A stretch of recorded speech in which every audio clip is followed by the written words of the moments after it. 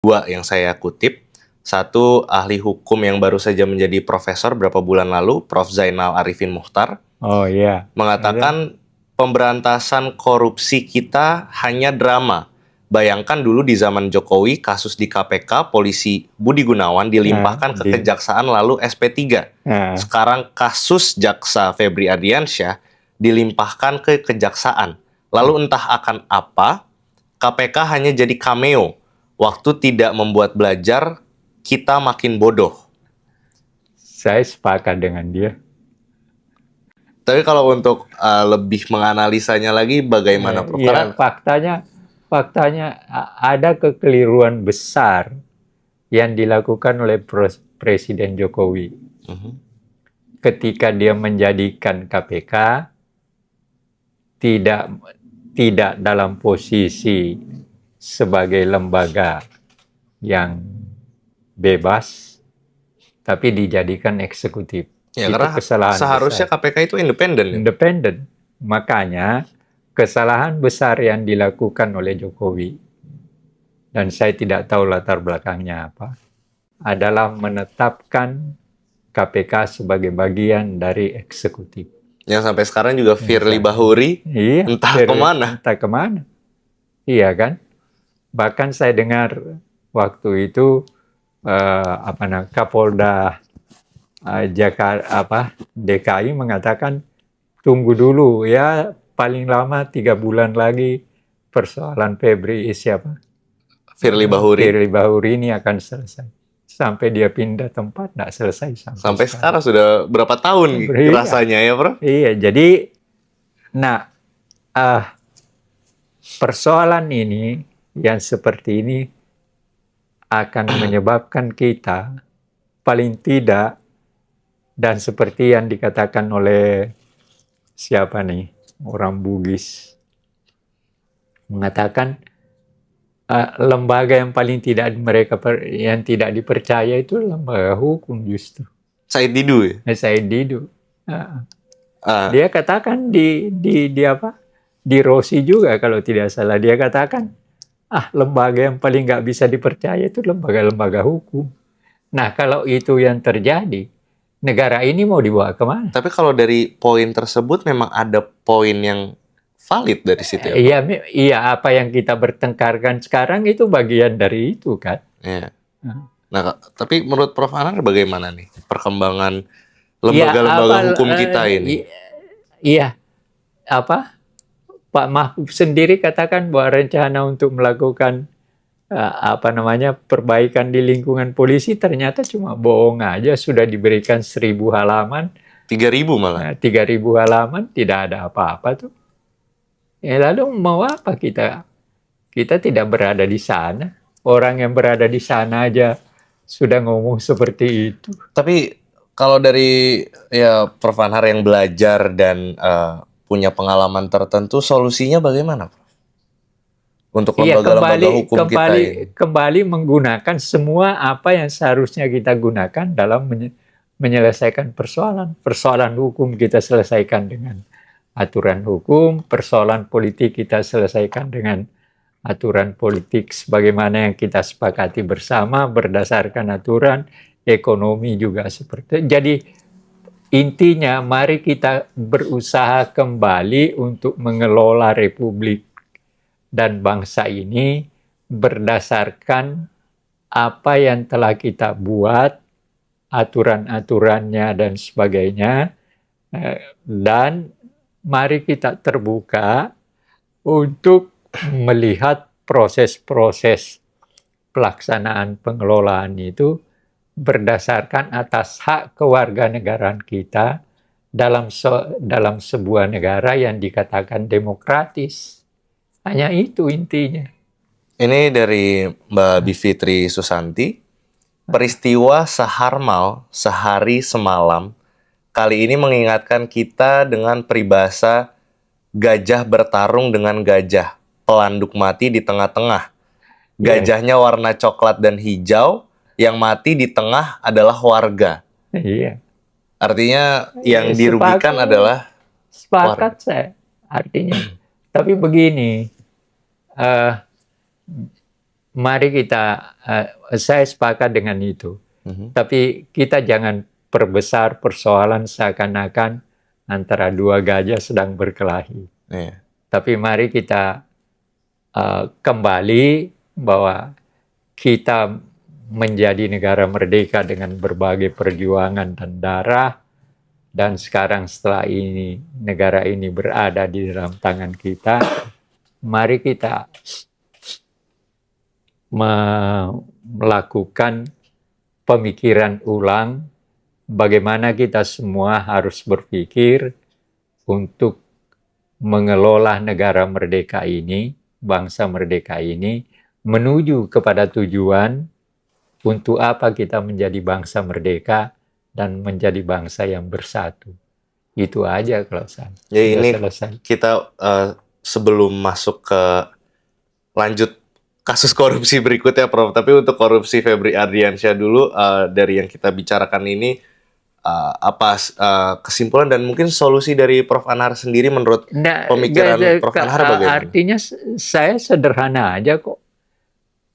Saya akan mengikuti bagaimana 9 orang bekerja dengan baik dan bagaimana Hotman melakukan pembelaan.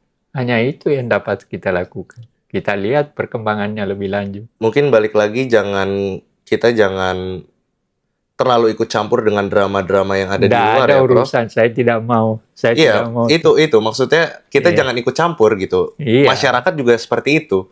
Iya, biarkan aja perkembangan terjadi. Karena jangan sampai ini kasus Febri Ardiansyah ini kabur begitu aja, Prof. Kayak Firly Bahuri juga seperti itu yang kita bicarakan. Iya, makanya itu yang kita harus perhatikan. Itu dia, makanya yang saya mau beritahu ke penonton bahwa jangan kita ikut campuri urusan keluarga Hotman, tapi kita awasi bit by bit, hari per hari dari kasus Febri Ardiansyah ini. Iya, itu aja. Lalu kita lanjut ke mungkin dari narasi dulu ini. Kembali lagi medianya Najwa Shihab, baru 6 bulan dari tahun 2026 ini sudah ada 10 kepala daerah di OTT KPK. Dan ini hari ini Bupati Lombok Barat. Iya, saya ikuti yang di OTT oleh KPK. Nah, gimana, Prof? Ini 10 kepala daerah. Ya, sebenarnya itu juga kembali kepada bagaimana sebenarnya begini. Bagaimana nah di sini pentingnya, di sini perlunya presiden meminta Departemen Dalam Negeri untuk kembali melihat semua hal yang berkaitan dengan pengangkatan kerja dari bupati-bupati. Ini kan itu yang harus dilakukan. Dan begini, harus diingat kembali bahwa tujuan menempatkan otonomi daerah pada tingkat kabupaten dan kota madya itu adalah oleh karena ada anggapan bahwa bupati dan wali kota itu dekat dengan rakyat, sehingga untuk memberikan supaya rakyat memperoleh haknya, maka ditempatkanlah otonomi daerah bukan pada tingkat gubernur, melainkan pada tingkat kabupaten. Tujuannya itu. Tapi ternyata apa yang terjadi, ya kita lihat aja. Wakil Menteri Dalam Negeri di satu kesempatan mengatakan lebih dari 500 bupati itu mengalami persoalan. Ini korupsi. Khusus untuk OTT Bupati Lombok Barat saja ada 19 orang, Prof. Ya. Itu kemarin juga kan ada yang 15 orang. Iya. Jadi karena begini, itu menjadi lingkaran karena bupatinya kan menjadi tanda kutip pemeras akhirnya. Dia peras anak buahnya di bidang pendidikan misalnya kepada kepala dinas pendidikan diberikan hal tertentu supaya dari pendidikan dia dapat duit. Juga dari bidang-bidang lain. Jadi ada bupati itu bukan melaksanakan tugasnya dengan baik, tapi justru memeras anak buahnya untuk memberikan uang kepada dia. Rusak kan? Ini tapi saya teringat pada satu komentar yang setelah kita video baca komentar kemarin, Prof, soal pendidikan. Kan ada yang mengatakan bahwa pendidikan tanda kutip sengaja dibiarkan ada yang bodoh supaya lebih gampang dipersuasifkan. Nah, kemudian dari situ ada komentar lagi, mayoritas rakyat cuma dari kalangan miskin. Ini mungkin agak kasar, tapi ya mereka ini yang menangin atau memenangkan Jokowi dan Prabowo dari 2014 hingga sekarang. Mereka lapar dan nggak ada kesabaran untuk berjuang karena rendahnya pendidikan mungkin, Prof. Nah, makanya kegoda melulu sama money politik. Dan kita tahu bahwa money politik kita memang cukup kencang gitu, Prof. Iya, iya udah berkali-kali kan kita omongkan hal itu. Ya memang persoalannya di situ. Tapi kalau misalkan ini nggak ditangani money politik, saya ini bakal begini terus, bahkan mungkin parah, Prof. Makin parah. Iya, mau diapain lagi? Kenyataannya begitu kok. Dan kita sudah berbagai langkah, sistem pendidikannya dirusak. Sistem pendidikan kita selama Nadiem itu kan dirusak. Orang tidak boleh tidak naik kelas. Akhirnya apa yang terjadi? Ya kita akan tetap bodoh. Nah, di tengah kebodohan itulah maka korupsi terjadi, pemilihan presiden dan pemilihan apapun, kabupaten, bupati, gubernur, ya uang. Sogokan. Nah, coba bayangkan, ya, dan ini berkali-kali saya omongkan, sudah ada seorang yang sekarang berkedudukan sebagai Menko, ya. Ketika anaknya mau jadi anggota DPR, ada pertemuan yang hadir dikasih 50.000. Lalu anaknya dipanggil. Ini anak saya calon anggota DPR. Pilih ya. Nah, dia sudah bagi uang 50.000 itu. Besoknya ada wartawan yang nanya, kemarin itu Bapak melakukan pembagian uang apa? Jawabnya apa? Itu sedekah.